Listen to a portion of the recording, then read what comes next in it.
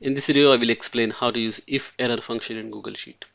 So when you work with Google Sheet and if you're using various types of functions, then you might see these kinds of errors.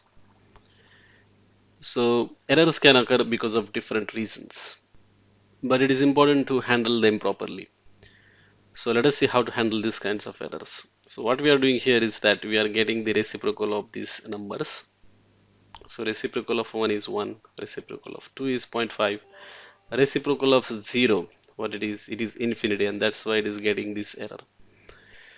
Now how to fix this? So basically you have to use IFERROR function. So right now you can see that I'm using this kind of formula, 1 upon whatever is the value.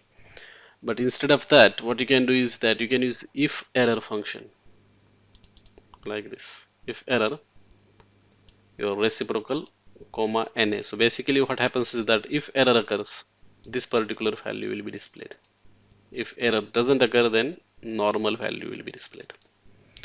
So you can see that over here, since this particular reciprocal is getting an error, it is actually returning na value, and that is what you want.